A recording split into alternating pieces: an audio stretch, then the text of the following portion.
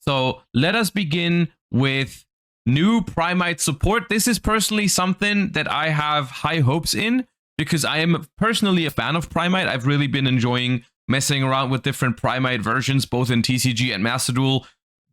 It's just been fun to me to see how this sort of engine can fit into different decks.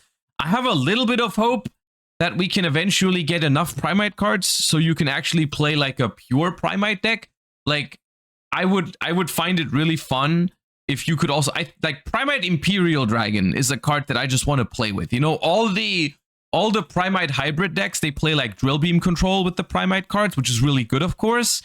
But Primite Imperial Dragon just feels like such a high adrenaline kind of card to play with that I really want to make a deck where... I like the idea of like picking the best vanilla for the format to get the max value out of Primite Imperial Dragon, you know, because it like banishes everything that has the same attribute or type as your vanilla. So you like pick really random funny vanillas just because they have the right type and attribute combination. I don't know. I like the idea of that. So I like getting more Primite support because that would facilitate such a deck more. Not sure if I wanted a fusion monster. Not sure if I wanted a fusion monster for Primite. Let's see what's here. We have Primite Dragon Nether Berzelius, level 8 Earth Dragon Fusion. Materials, a Primite monster and a normal monster, or multiple normal monsters. Gains 1,000 attack for each normal monster used for its fusion summon. Negate the activated effects of monsters your opponent controls whose level, rank, link rating is less than or equal to the number of normal monsters in your field and graveyard. Okay. This is... on first glance, I mean, it is a floodgate. On first glance, it sounds scary, but the more you think about it, this is just not good, is it? Like, how many vanillas are you gonna have? Like maybe 2? So like you're gonna stop like level 1 link 1 monsters, level 2 link 2 monsters. Like this is super niche. If this card is sent from the field to the graveyard, you can special summon a normal monster from your deck in defense position. Okay, that's not super relevant. I guess if you get it for... I don't know how the fusion spell works, but... Pearly is dead. Okay, yeah, it has like random applications against certain decks that have like... that mostly rely on level 1 or link 1. Then it's like really easy to make it broken.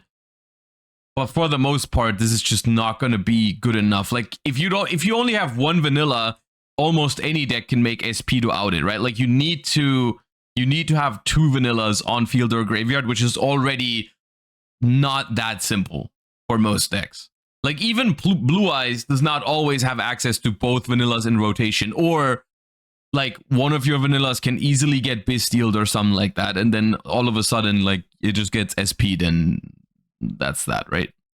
Primite Fusion, normal spell card. You can only use the first and second effect of this card's name each once per turn. Fusion summon a dragon fusion monster from your extra deck by shuffling its materials from field, grave, and or banishment into the deck, including a normal monster. Banish this card from your grave, add a level 5 or higher Primite monster from your deck or graveyard to your hand. Okay. There's 2 parts to this card. Oh, of course, typically, being able to fusion summon by shuffling materials into the deck is technically really good. In this particular instance, I actually think this is a pretty weird design for the fusion spell for Primite, because Primite, they want the vanilla to be in grave, right? Like, you don't want them back in your deck. This has anti-synergy with the Primite fusion monster, right? Like, you have this fusion monster that wants normal monsters in the grave, and then the fusion spell to make that fusion monster takes the normal monsters out of your grave. This is just giga awkward.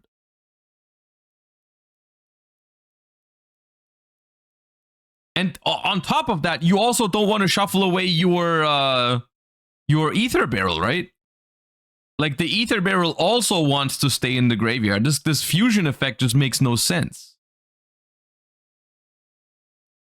Is there any other good... I mean, it can make any dragon fusion. Is there, like, other good dragon fusions that you can maybe make with it? Because I don't even think you want to make the Primite with it.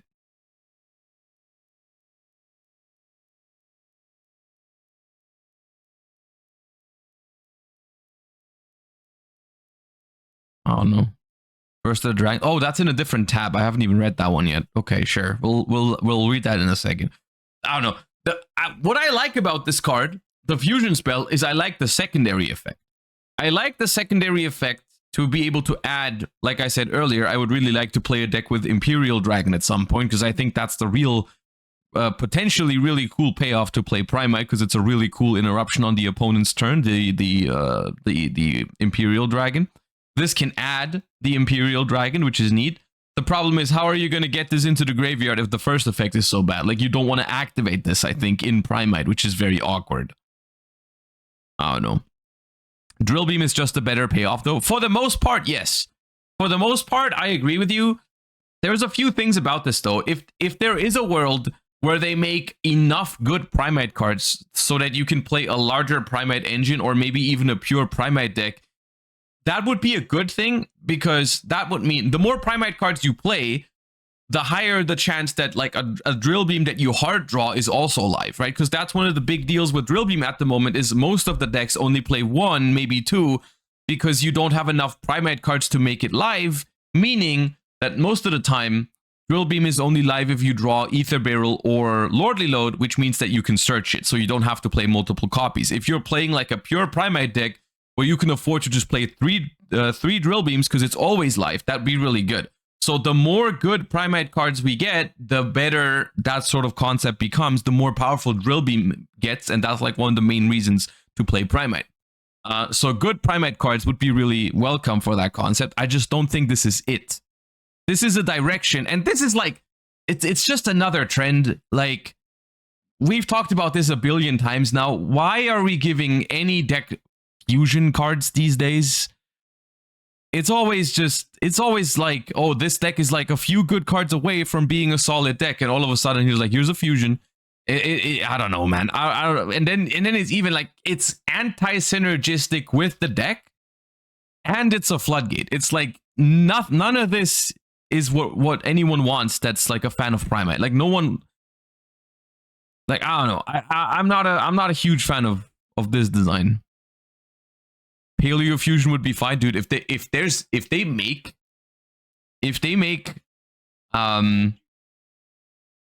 Paleo support after years of me waiting for it, and then it's just a badly designed fusion. Like, imagine, this is like if they gave Paleo a fusion spell that as a material required you to shuffle Paleozoics from the graveyard into the deck. This is the equivalent of this, right? Which would be crazy anti-synergy.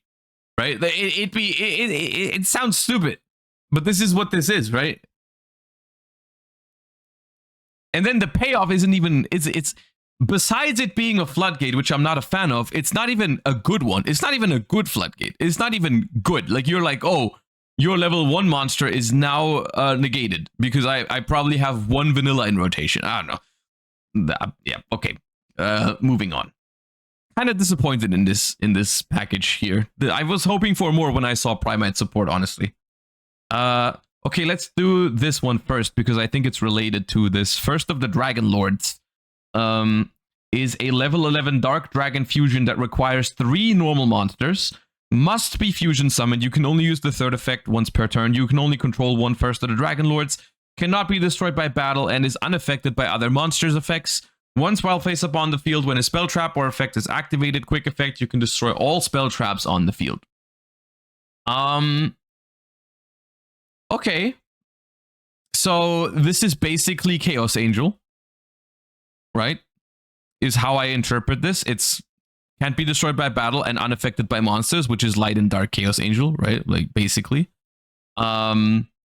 Which is sometimes a win condition for some decks, right? Light and Dark Chaos Angel in some matchups can get you out of some really weird situations. So that's neat, I guess.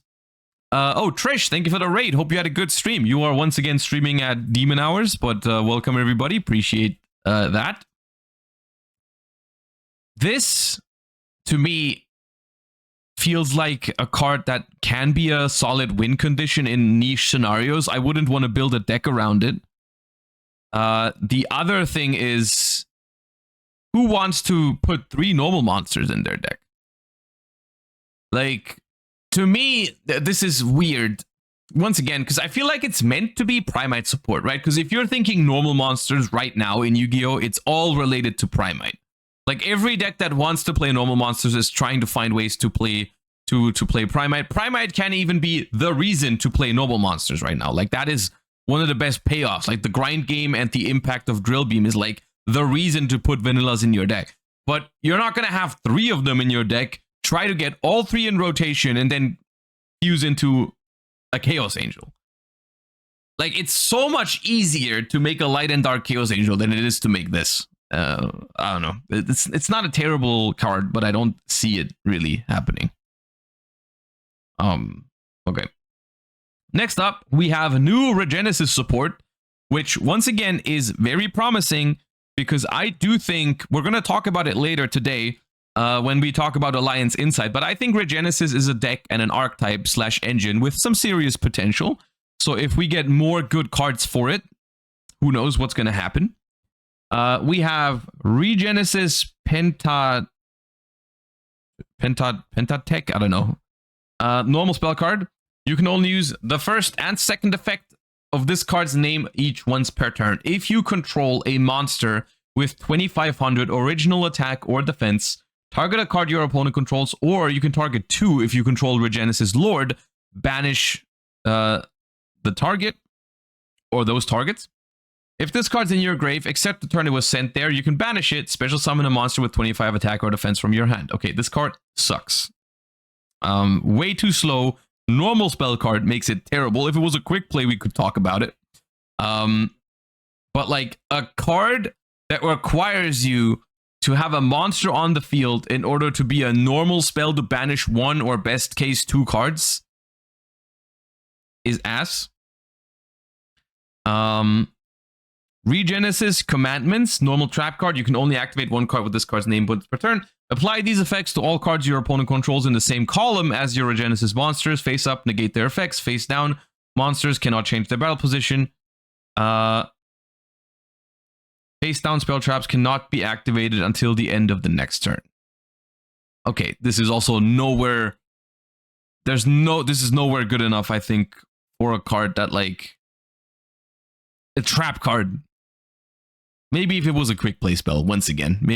Both of these cards, I think we could talk about if they were quick play spells. Even if they were quick play spells, it would be arguable whether these cards would be usable. But like, if I could go second and maybe like special summon something into the column of my opponent's whatever, and then quick play dodge or negate the effect, that'd be interesting. But it's not that. So once again, I think both of these cards very disappointing. I was hoping for more. I was hoping for more for both of these archetypes because I felt like both Primite and Regenesis were both solid and strong already, but not to the point where like, I didn't want them to get support. So okay. We have Trapholic, normal trap card. You can only activate 1 card with this card's name per turn. Target a spell trap you control, destroy it, then set a normal trap from your deck, except Trapholic. It can be activated this turn while you have 3 or more traps in your grave. Ooh, hold up. Wait, this is good.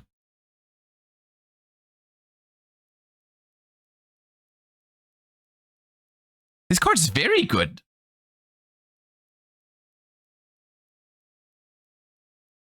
This is, I think there's an argument. There's an argument that this card in a trap deck is better than Trap Trick.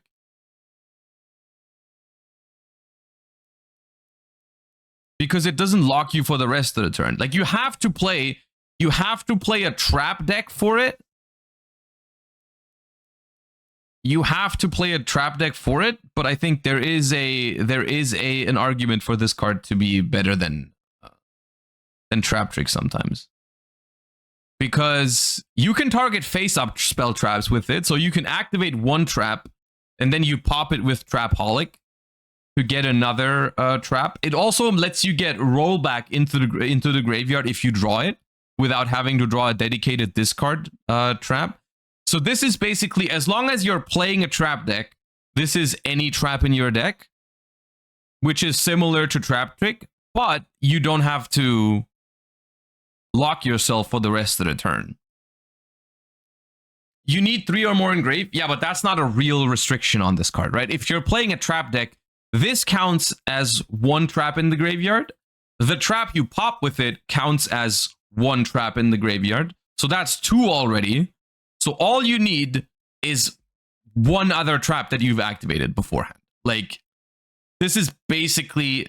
The only thing that this restriction means is you have to play it in a trap deck. You can't do it like in a meta deck like you did with Trap Trick. Like, you know how people in any sort of like meta deck, people sometimes side it like 2 different dimension ground, 2 dimensional barrier, 3 Trap Trick or something, right? That's not something you can do with this card. You have to be playing a trap deck. Like, you have to be playing like Trap Labyrinth or Paleo or something like that. But in those decks, this card is absolutely phenomenal. It's not in the graveyard yet when it resolved. Yeah, but that doesn't matter. It doesn't count. You don't have to have 3 trap cards when you activate this card. It just means that you set a trap with this, and then it becomes live as soon as you have 3 traps in the grave later. So, like, you don't have to have 3 right now. You just have to have 3 at some point, and then it's live. Which is completely a fine restriction for trap decks. Like, it doesn't really matter that much. The only thing, I think the only time where it's really worse than Trap Trick is when you're top decking and you don't have another spell trap to destroy with it. And you draw this, of course. Like, because on its own, it doesn't do anything. But if you're playing a trap deck, it's going to be really easy to fulfill the condition. And having to destroy a spell trap you have is also not really a cost, because you just chain it to a different trap card. You cannot target itself. It cannot target itself. And that's just a Yu-Gi-Oh ruling thingy, where like you also cannot Mystical Space Typhoon your own Mystical Space Typhoon. You just can't do that. That's just not how they work. Which I understand why you think you could, but you just can't. And I don't know what the reasoning for that is, other than that's just how the rule works. Like, you can't MST your own MST. You also can't activate Heavy Storm when there's no spell traps on the field just to destroy your own Heavy Storm or something like that. I don't know. It's just how it be. You just can't because you can't. I don't know what to tell you. I don't know if there's a particular reference to it in the... There's probably somewhere in the rule book where it says why or that you can't do that, but you can't do that. But yeah. Worse for turn 0 plays with Arias. That's true. Yeah, no, this card is definitely worse than Trap Trick in like Furniture Lab.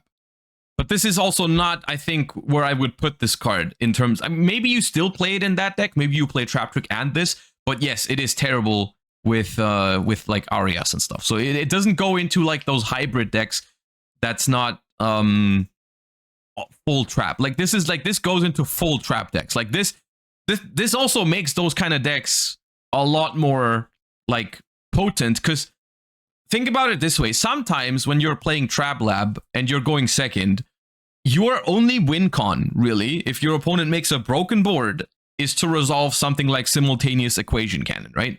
And currently, you have 3 Trap Trick and 3 Simultaneous Equation Cannons for a total of 6 copies of that card.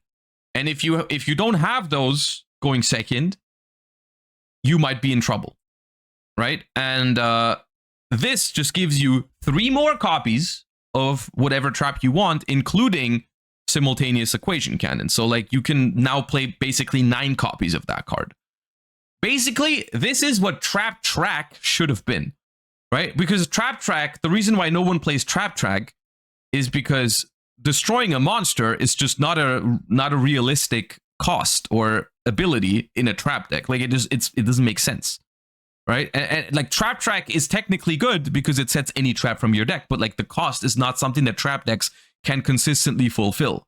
And so this one is just Trap Track if it made sense, essentially.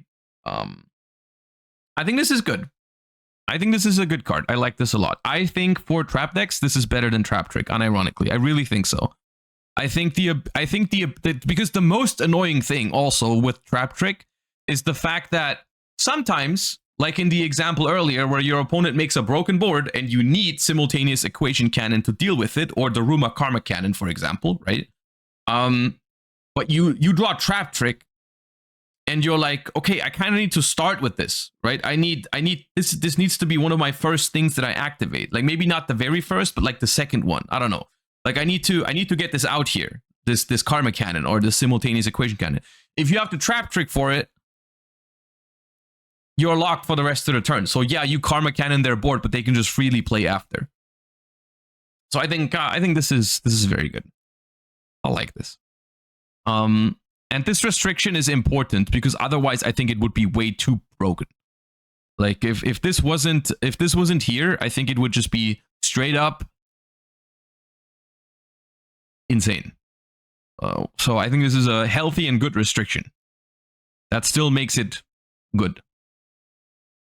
You can dodge drill beam. There's other implications here. Yeah, like I genuinely think if you're playing a trap deck, this is more of a benefit than it is a negative. Like being able to put rollback into your graveyard if you draw it is much bigger than you think it is. Like just being able to play rollback at full capacity in those kind of decks without having to worry about it too much that you draw it is really good.